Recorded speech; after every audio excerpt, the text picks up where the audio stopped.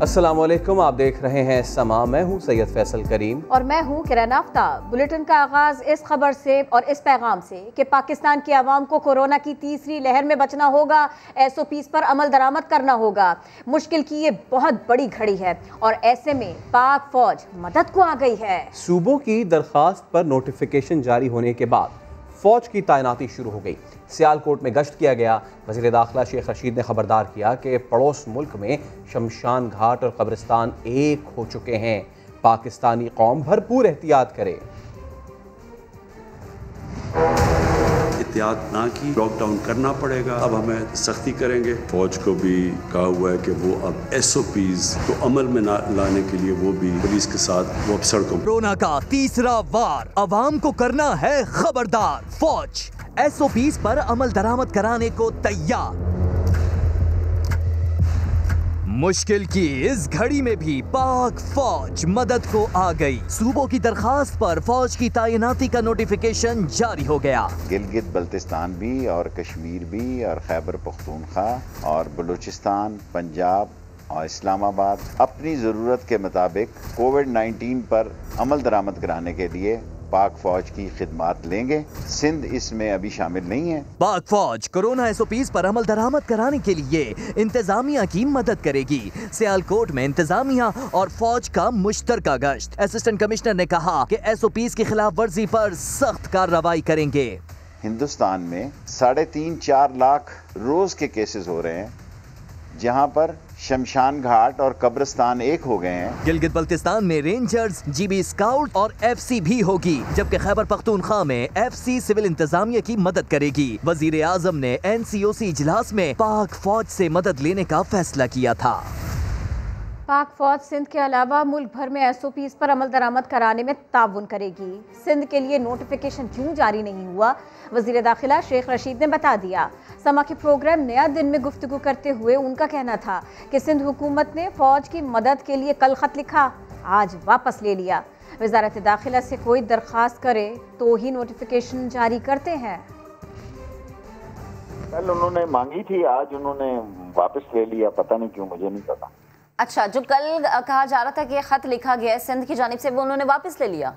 वो आज वापस ले लिया। तो शेख साहब, कुछ वजह पूछी गई हो या पता चलाने की कोशिश की गई हो? क्योंकि सिंध हमें तो कोई रिक्वेस्ट करे तो हम तो नोटिफिकेशन जारी करते हैं। कल उन्होंने ये रिक्वेजिशन की थी और आज उन्होंने अपना लेटर वापस ले लिया। ठीक है शेख साहब, फिर ये बताएं। आपको मैं कह रहा हूँ, मुझे कहना नहीं चाहिए था ये। वैसे ऐसे हालात है मुल्क के, ऐसी बातें हमें नहीं करनी चाहिए, लेकिन ऐसा ही हुआ जैसा मैं आपको बता रहा हूँ।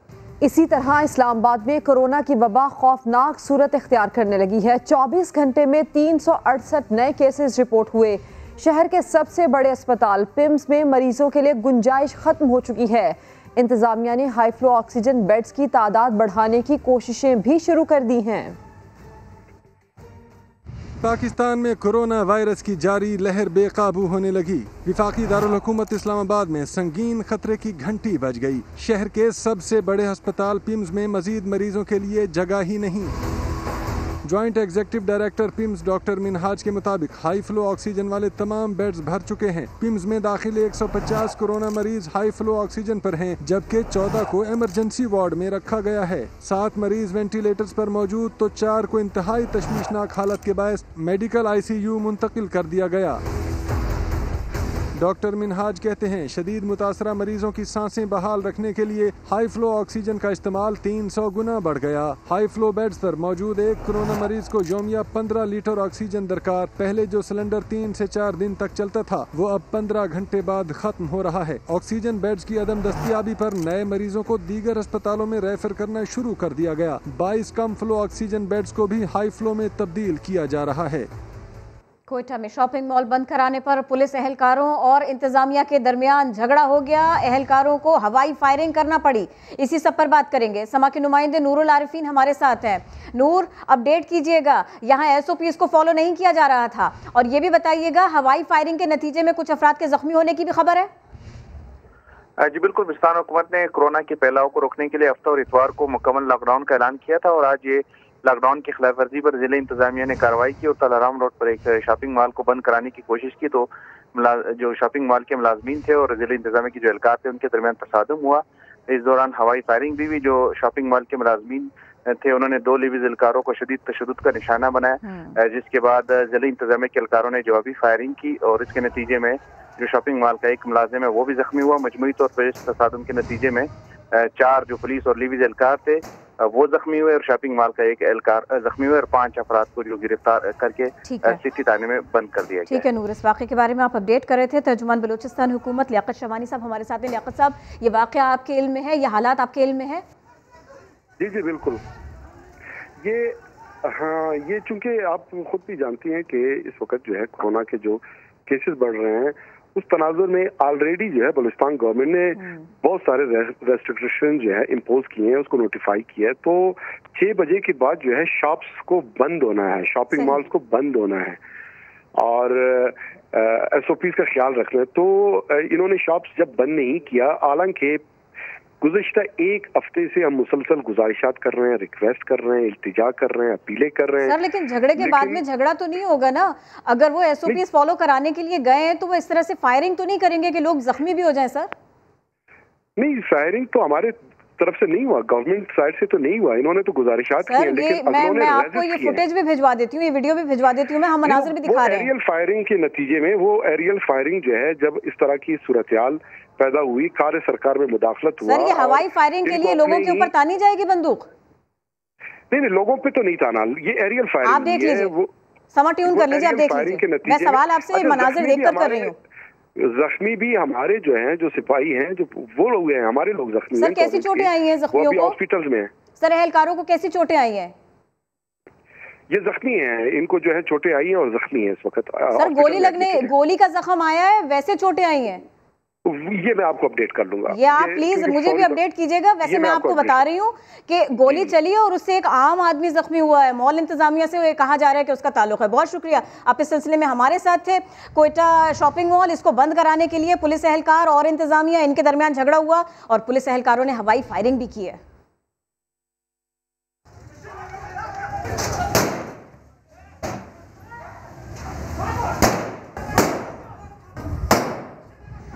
वज़ारत तालीम ने इस्लामाबाद के प्राइवेट स्कूल्स को 9वीं से 12वीं तक की क्लासेस बंद करने का हुक्म दे दिया।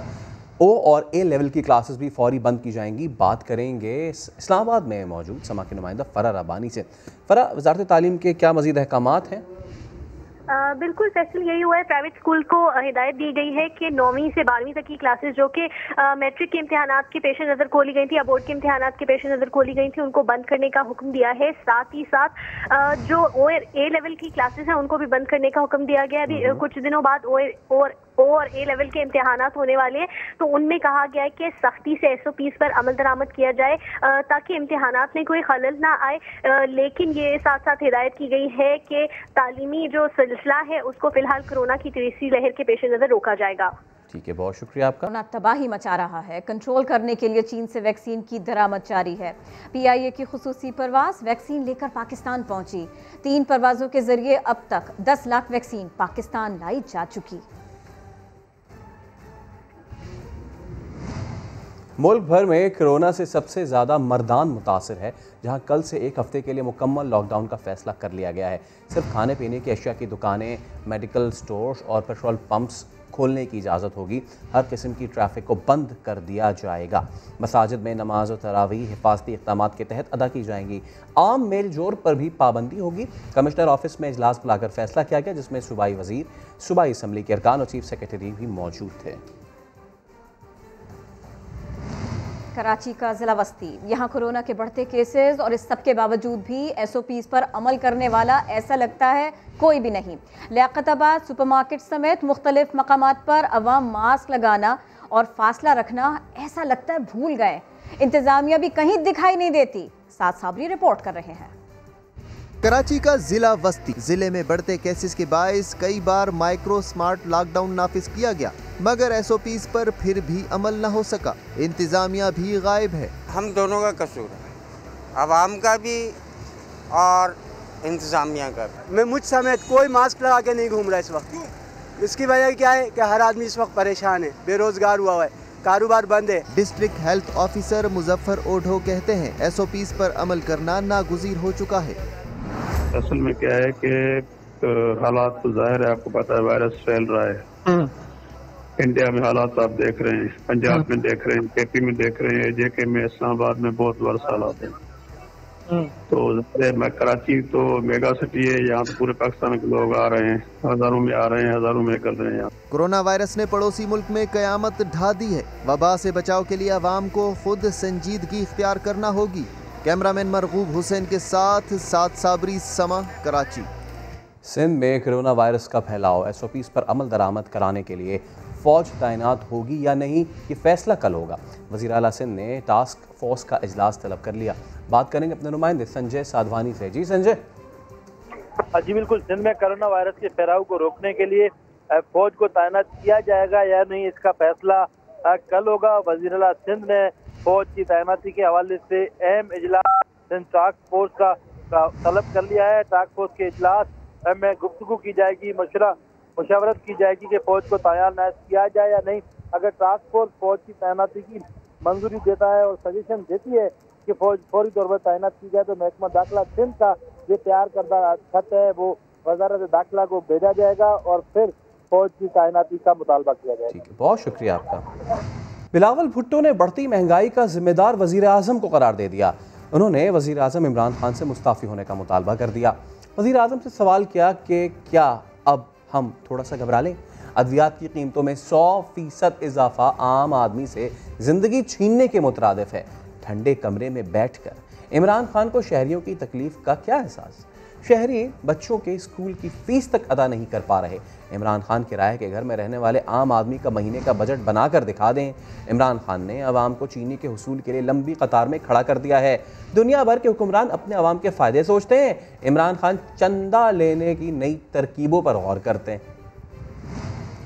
और मरियम नवाज ने कराची का दौरा क्यों मुलतवी किया, मुआविन खुसूसी पंजाब फिरदौस आशे कवान ने अपने अंदाज में बता दिया। बोली, कोरोना तो सिर्फ बहाना है। कराची के अवाम मगरमच्छ के आंसू बहाने वालों का बयानिया कबूल करने को तैयार नहीं। ऑपोजिशन मुश्किल घड़ी में सियासत को एक तरफ रखकर हुकूमत का साथ दे। जाली राजकुमारी की चीखें भी कुछ बुलंद हुई। कराची के हवाले से उन्होंने अपना दौरा मंसूख किया। कोरोना को उन्होंने कहा कि कोरोना की वजह से मैं वहाँ नहीं जा रही हूँ। असल हकीकत ये है, आपको समझ आ गई है कि वहाँ एयरपोर्ट पे भी इस्तकबाल करने वाला कोई नहीं होना। अपनी सियासत को बचाने के लिए वहाँ गड़ी खुदा बख्श में आपने टक्करें मारी थी और बिलावल भुट्टो के कंधों पे बैठ के ये भुट्टो के नारे लगाए थे। अच्छी तरह से अंदाजा है आपको कि वहाँ सिंध के अंदर जो PDM का इस वक्त जनाजा निकला है, तो वहाँ आपके अलावा अब उसको कोई और वहाँ कंधा देने के लिए भी तैयार नहीं होना। अपोजिशन का काम इस दुख के लम्हों में, इस मुश्किल घड़ी में आवाम के साथ खड़ा होना भी है। और मैं तवक्को करती हूँ कि अपोजिशन जो है वो अपना कलीदी किरदार अदा करेंगे। पहले काम कर लो, फिर वोट ले लो, जानिए थोड़ी देर में। शहबाज शरीफ अंदरूने लाहौर पहुंचे तो पुराने हलके में अपने काम गिनवाने लगे। उन्होंने पुरानी यादों का तस्करा कैसे किया, अब्बास नकवी की रिपोर्ट में जानिए। साबिक वजीर आला शहबाज शरीफ हमजा शहबाज के हमरा अंदरूने शहर नून लीगी रहनुमा कबीर ताज के घर गए। अहले खाना से मुलाकात की और मुश्किल वक्त में साथ देने पर शुक्रिया अदा किया। रास्ते में एक जगह से गुजरते हुए बोले, ये गलियां ये नालियां तो उन्होंने बनवाई हैं, तारें सही करवाने का तज़किरा भी ना भूले। पानी की नाली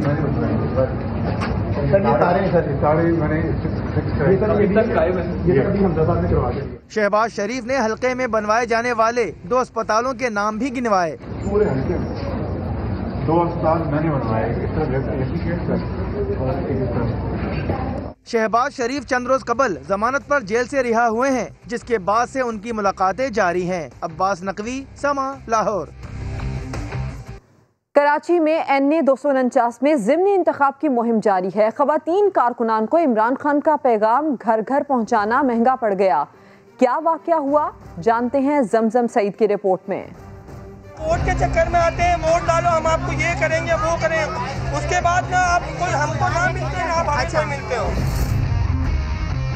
हल्का ने 249 की इलेक्शन मुहिम, PTI वुमेन विंग को वोट मांगना महंगा पड़ गया। 3 साल से पानी नहीं आ रहा, 3 साल से किस तरह पानी लाते हो इधर, किस तरह भरते हो? तहरीक इंसाफ वुमेन विंग कराची की सदर फिजा जीशान जब शहरियों से वोट मांगने बल्दिया टाउन पहुंची तो शहरियों ने गिले शिकवे शुरू कर दिए। बताइए क्या मसाइल, क्या पानी का क्या मसाइल है? पानी नहीं है, अभी नहीं है। एक बात बता, केस आ गया, हम वोट लेने आ गए, आ जाओ घाची मेले में वोट लेने आ गए हम लोग। ऐसे बने हुए समोसे पड़े हुए, हमने तले नहीं अभी तक। लोगों ने सवाल किया कि फैसल वाउडा कहाँ है, अवाम के मसाइल पर बात क्यों नहीं करते? फैसल वाडा इलेक्शन से पहले यहाँ बोलते थे मैं रिहाइश इख्तियार करूँगा, प्लस कबाब रोटी बना रहा था। कहाँ गया? कचरा कुंडी में तस्वीरें कहाँ गया वो, किसके पास गया? शहरियों के सवालों ने पीटीआई वालों को भागने पर मजबूर कर दिया।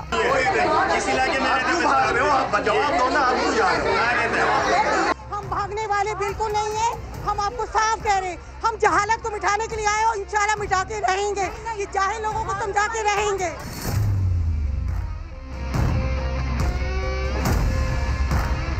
बल्दिया टाउन की आवाम यही शिकवा करती नजर आई कि नुमाइंदे वोट मांगने तो आ जाते हैं लेकिन इलेक्शन के बाद ऐसे गायब हो जाते हैं जैसे गधे के सर पर से सींग। कैमरामैन शाहिद बलोच के साथ जमजम सईद, सामा, कराची। कोरोना वायरस की तीसरी लहर और केसेस में इजाफा। मुस्लिम लीग नून के बाद पीपल्स पार्टी ने भी NA-249 कराची में इंतखाबी जलसा मनसूख कर दिया। हल्के में ज़िमनी इंतखाब होना चाहिए या नहीं, अवाम की क्या राय है, जानिए। इलेक्शन तो फिलहाल ना हो तो वही अच्छी बात है, होने तो नहीं चाहिए, मजमा ज़्यादा होता है। इंतखाबात होने चाहिए। और दूसरी बात ये कि आप कोरोना की बात कर रहे हो तो कोरोना का इतना बड़ा इशू नहीं है जो लोगों ने बनाया हुआ है। इलेक्शन इसलिए होने चाहिए कि हम लोगों के मसले मसाइल हमारे इलाके में बिल्कुल लाइट तो होती ही नहीं है। हम तो यही बोलेंगे कि नहीं हो भी तो फिर हमको क्या फ़ायदा, बताओ। ये सड़क वगैरह अभी बन रही है, ये सिर्फ आर्जी तौर पर है, इसके बाद कोई नज़र भी नहीं आएगा इधर। ऐसे में वज़ीर आज़म के नुमाइंदा खुसूसी बराए मजहबी उमूर अल्लामा ताहिर अशरफी ने एक बार फिर अवाम से एहतियात बरतने और कोरोना SOPs पर मुकम्मल अमल दरामद की अपील की है। पूरी कौम से अपील करना चाहते हैं कि कोरोना की जो तीसरी लहर है। भाईजान, मेहरबान, कदरदान, मेरी जान, बस आपकी थोड़ी सी तवज्जो चाहिए। हाँ तो जरा कान और दिल की खिड़कियां खोलकर खूब गौर से सुनिए। बात यह है भैया कि हरामखोरों की आ रही है शामत। अब न बचेंगे आवाम को नाजायज महंगा बेचने वाले, क्योंकि पीछे आ रहे हैं उनके समा वाले। फिर न कहना मियाँ कि खबर ना हुई। सलाम अलैकुम। कराची की सुपर हाईवे फ्रूट मंडी में फलों की कीमतें इंतहाई कम हो चुकी हैं, लेकिन आम बाजारों में मुनाफाखोर आवाम को लूटने में मसरूफ हैं। यासिर हुसैन रिपोर्ट कर रहे हैं।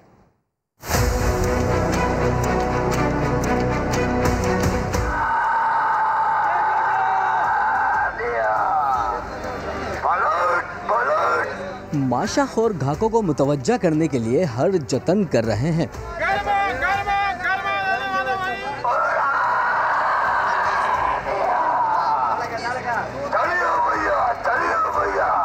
क्योंकि कराची की फ्रूट मंडी में फल बहुत हैं और ख़रीदार कम। यही वजह है कि गर्मा भी मार्केट में काफ़ी सस्ता हो चुका है, मगर बाजार में दुगने से भी ज़्यादा कीमत पर फ़रोख्त किया जा रहा है। जी अच्छा, ये मुझे बताएं गर्मा मंडी में क्या हिसाब चल रहा है? 18 दाना जो है इसका 300 से लेकर 400 रुपये तक रेट भी मार्केट में वाजिब है इस दफ़ा। गर्मा 100 रुपये किलो जानी।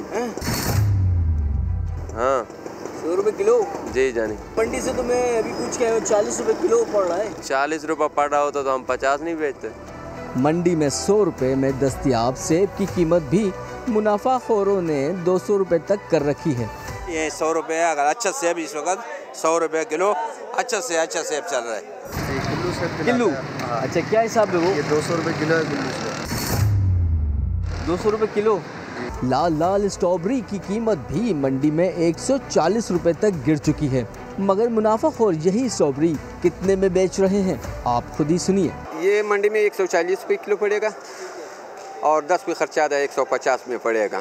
स्ट्रॉबेरी किलो क्या है ये तो बता दो। 400 रुपये किलो। 400 रुपये किलो। 400 रुपये किलो। तरबूज भी इतनी तादाद में मौजूद हैं कि मंडी से जमाली पुल तक ट्रकों की लाइनें लगी हैं, मगर मुनाफाखोर बाजार में आवाम को कोई रियायत देने पर तैयार नहीं। कैमरामैन कामरान उद्दीन के साथ यासिर हुसैन, समा, कराची। लोग चीनी के लिए तरस रहे हैं और आपने अपने गोदाम भरे हुए हैं, तो ये मिठास नहीं बल्कि आग है। नबी करीम सल्लल्लाहु अलैहि वसल्लम ने फरमाया, नफ़ा कमाने वाले को रिस्क दिया जाता है और ज़ख़ीरा अंदोज़ी करने वाले पर लानत होती है। कल जिस कीमत पर ख़रीदा था आज उतने में नहीं मिलेगा। कराची में आटा रोज़ाना की बुनियाद पर महंगा हो रहा है। कीमत 68 रुपये किलो हो गई। सैयद रिजवान आलम रिपोर्ट कर रहे हैं।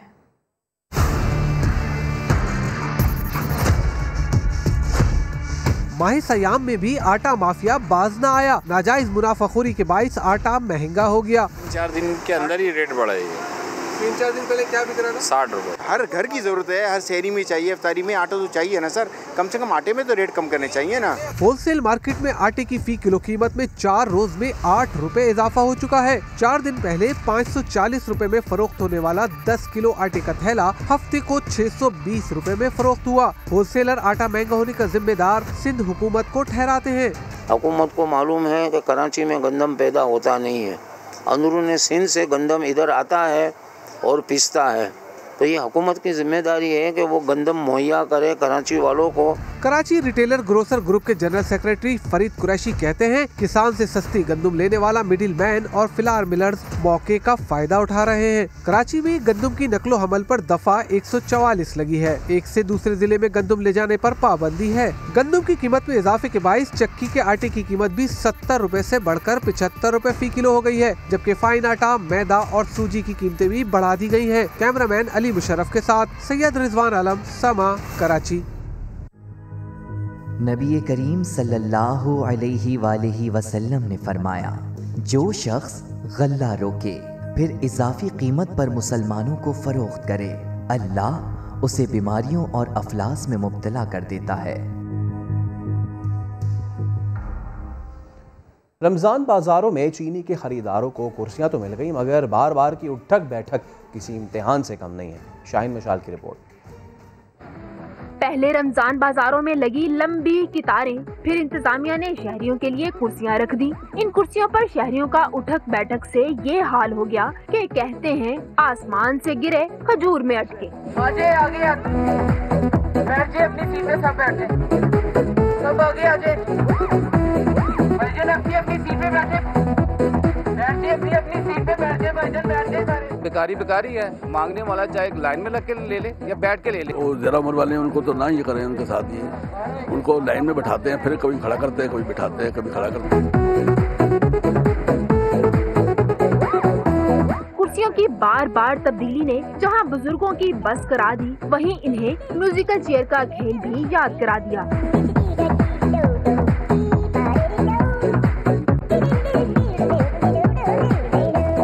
बिल्कुल वैसी गेम ही है, तो पुरानी यादें ताज़ा हो जाती है। रमजान बाजारों में कतारें इतनी लंबी हैं कि कहीं कहीं तो शहरियों को कुर्सी भी नहीं मिलती। ज़राए इंतज़ामिया ने इंतजामात करके अपनी तरफ से चीनी का हसूल आसान तो बनाया है, मगर कुर्सियों की ये उठक बैठक किसी को खवारी लगती है तो किसी ने इसको गेम करार दिया है। कैमरामैन लियाकत बशीर के साथ शाहीन मिशाल, समा, लाहौर। भाभी बड़ी खुश लग रही हैं। हाँ बहुत खुश हूँ भाई।